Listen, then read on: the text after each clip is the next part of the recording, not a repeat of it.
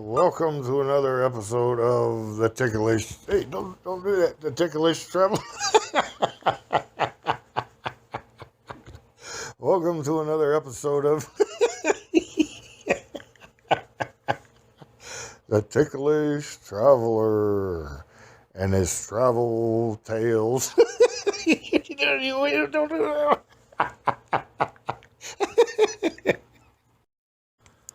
Dober Don, everybody.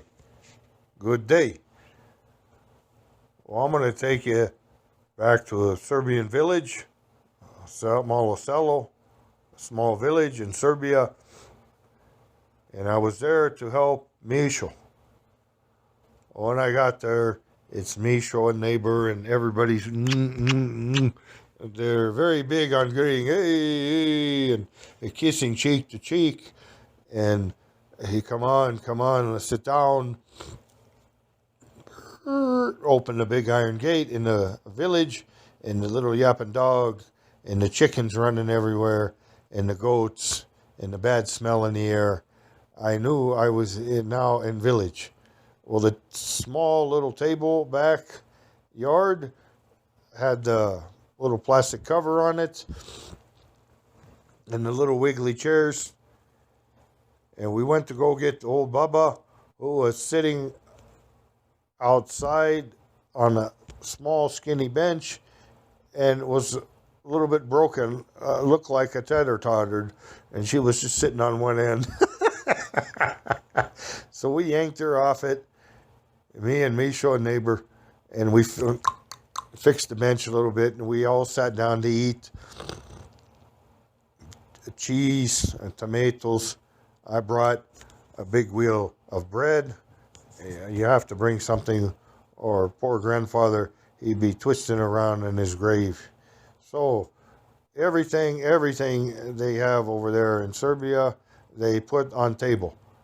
Paprika, tomatoes, cheese, bread, meat. No. And this is where the story begins. Mišo did not eat meat. Why? Because he escaped from the Yugoslav wars, and him and his wife ended up somewhere in Hungary, a neighbor in Hungary, on some gymnasia floor. And he was telling me, it was bad rain and cold. They slept on the gymnasium floor. It was like a shelter, for refugees, and it only cost $1 a night. Well, Mišo looked at me and he said, we didn't have $1. So we had to leave. They were hungry and they were in a bad way. They met, I think it was Hare Krishna. And somehow they ended up in India. And I think it was pamphlets, is what Mišo says. They handed pamphlets out in India. At any rate, Mišo come back after the war, and now he doesn't eat meat. It's just him and Bubba in the house living. They don't eat meat, neither one of them. And I was guest and working for them out in the field, never mind digging holes in something. So I didn't eat meat. Well, his Bubba, she had these beautiful young-looking cheeks and this kerchief or whatever you call that you cover your head. And she was a very beautiful woman, this old Bubba, for her age. Well, she took her fork and was scratching it around the plate. Mama, yosh malo, you want some more? And with a grimace on her face, Neću. She'd say this every night at dinner. When I got there, the meal was good, but after that, it got worse and worse and worse. He was feeding me and his mother, I don't know what. It was like old boiled shoelaces and worms or something. It was just horrible, this Hare Krishna food, and she didn't like it.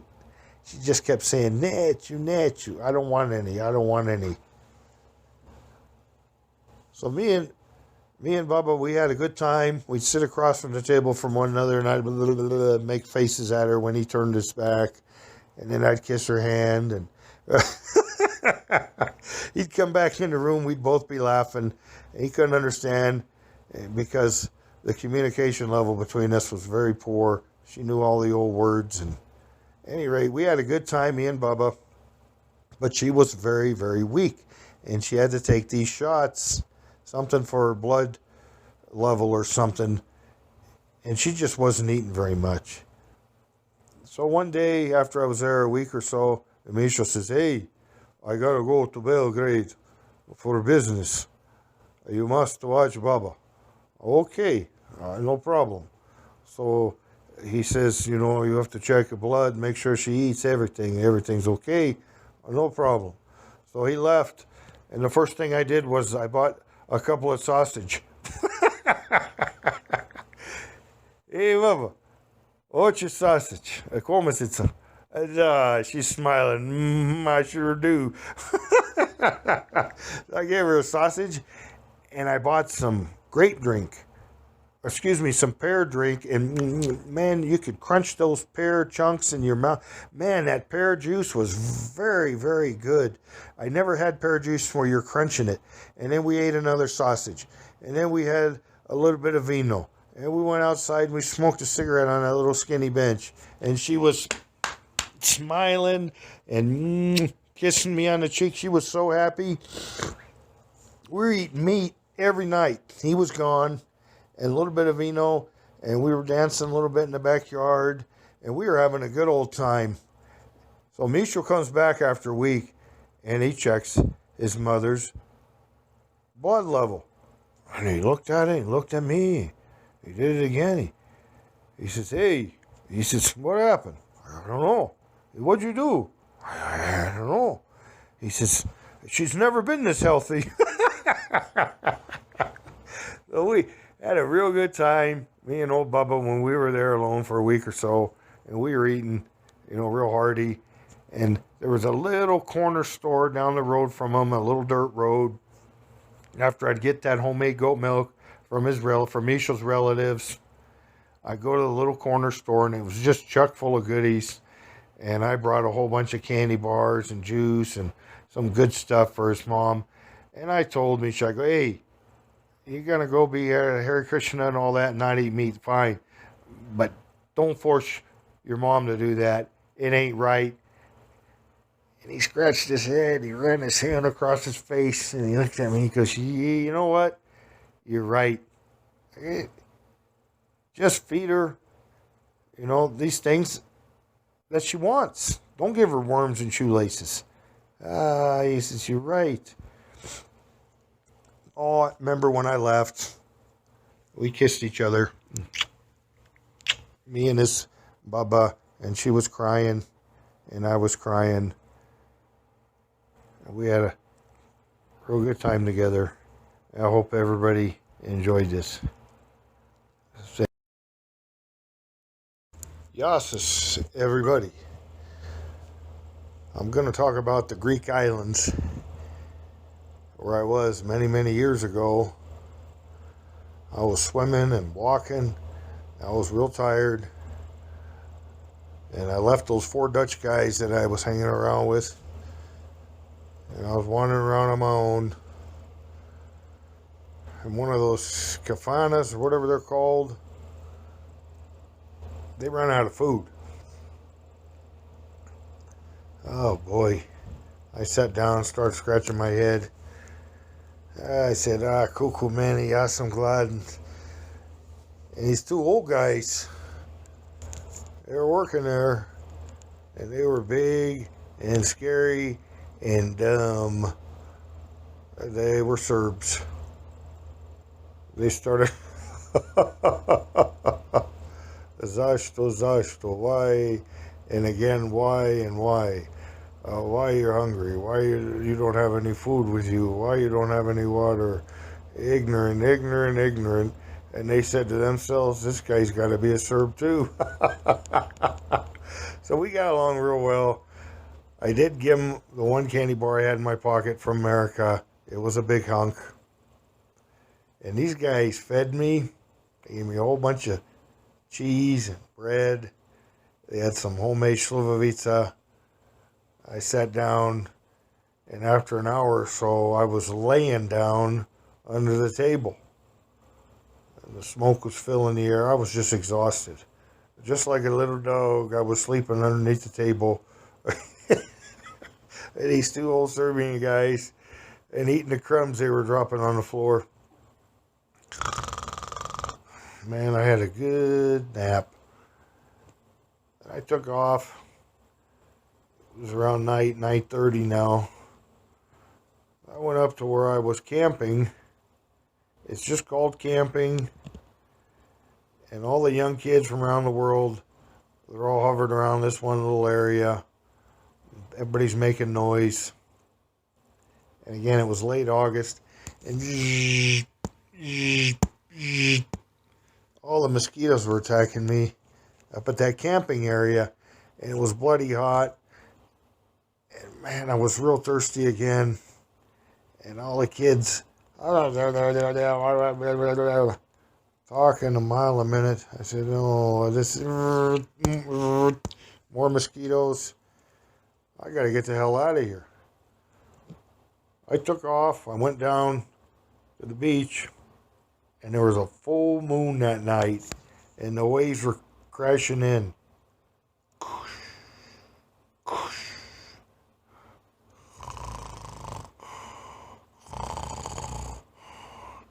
I fell asleep like a baby right there on the Greek beach on one of the islands over there. It was a lot cooler, and nobody was there. That's wrong. There was a couple of people, but they were way down yonder on the beach. And they were the only other ones. Everybody else was in that camping area. And I don't know how much you pay, $5, never mind. And they were all up on the hill about, I'd say it was half an hour walk to get down to the beach. Boy, was I... Oh, man, I felt great. I slept an hour or two. You know, like I said, it was just like a baby right there on the beach looking at that full moon. Oh, later on, I fell asleep again. And somebody was shaking my leg. Hey, you must pay. I kind of groogily got up. I said, "Hi, good evening. You can sleep here on beach. It's just, you must pay." There was two cops staring right at me, telling me I had to pay.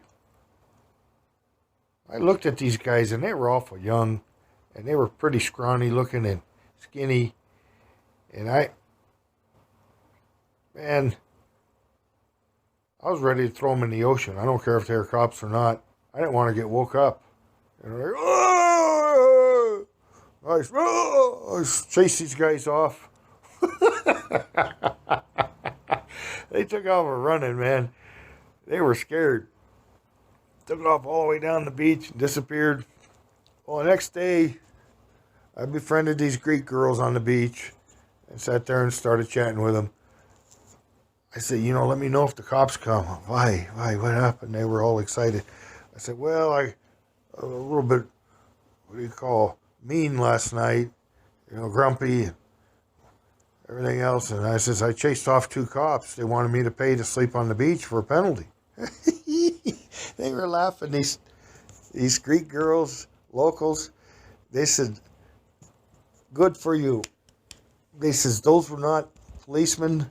They said they were two young fellas that were posing as policemen, and they get money from the people, the tourists that sleep on the beach. They said, good for you. I said, oh, really? Yeah. Oh, boy, they were real happy. They were telling all their friends, hey, in Greek, this guy chased off those two swindlers, those posers of policemen. And I was like a hero there for one afternoon on the beach. Oh, that was a lot of fun. And I went back with Slavko and Jozo, and I had a little bit more Slivovica, and I bring them a little bit of food this time, those old Serbian guys. And this time I watched myself. I just had a couple of shots with them, and then I drank a little bit of that Turkish coffee and ate some food. And I brought them guys some food, and then I just kind of wandered around on my own. And I had a real good time.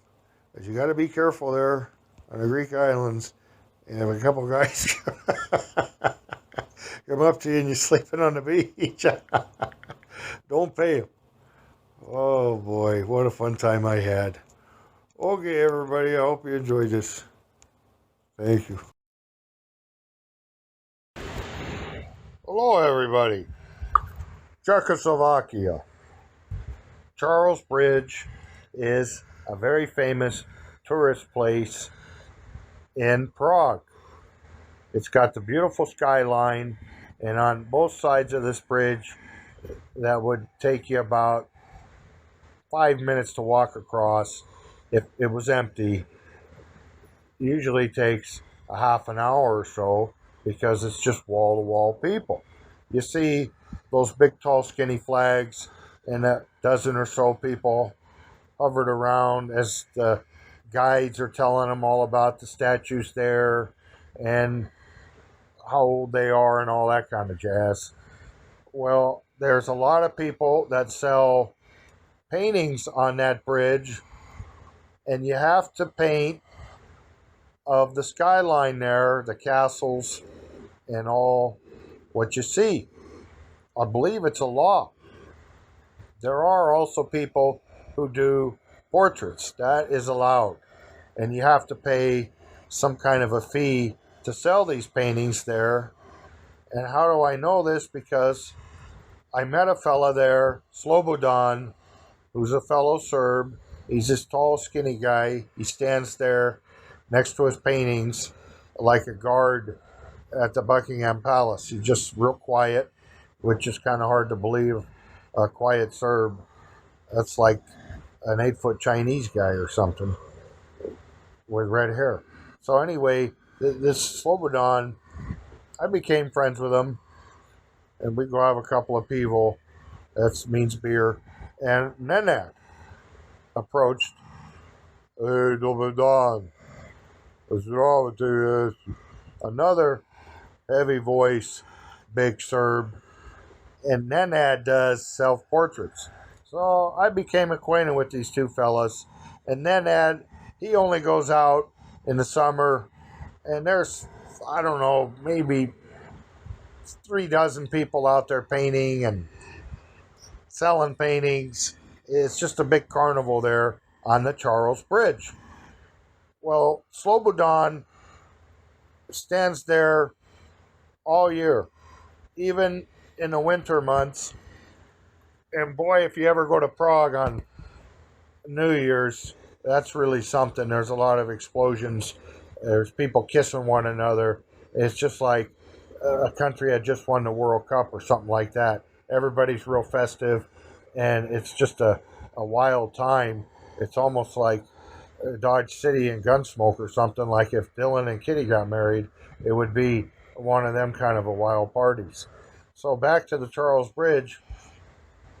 I was walking around there when I was living there. I don't know how many years ago. Say 20. Let's just say it was, never mind when it was. It was late October, and it was a little bit cool out. And there was not wall-to-wall people, but there still was full of people, but it wasn't jam-packed like sardines. So I sat there and talked to Slobodan for about a half hour or so.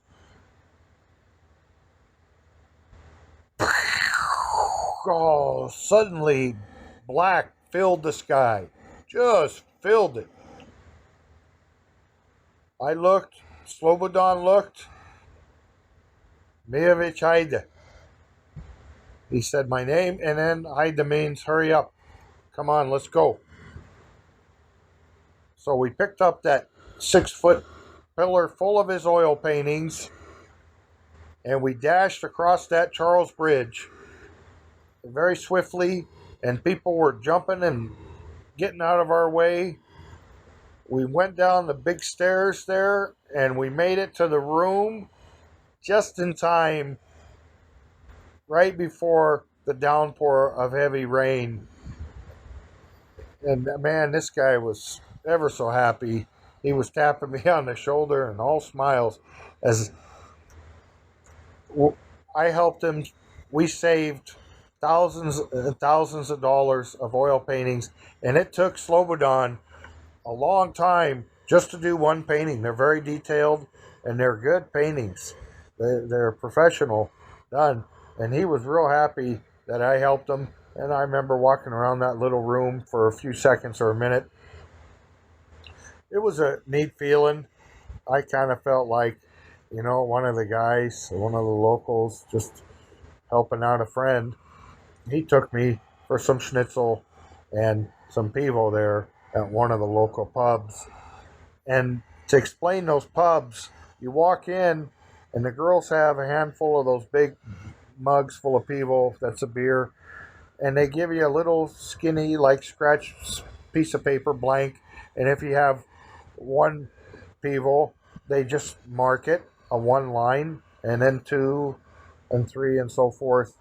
And then they know how many you had. And if you see 9 marks on a piece of paper, that means a guy had 9 beers, and you follow him home, and then you can mug him. Aha, just all right, this joke. Okay, so Slobodan and Nenad are there on the Charles Bridge. Slobodan is closer to the Serbian embassy and McDonald's side. And if anybody ever wants to go say hey to him, he wears glasses and he's tall and skinny. Just tell him Dober Dan and that you heard these recordings of mine and have a little chat with a guy. Okay, everybody, I hope you enjoyed this. Thank you. Lovely live! Well, lovely live!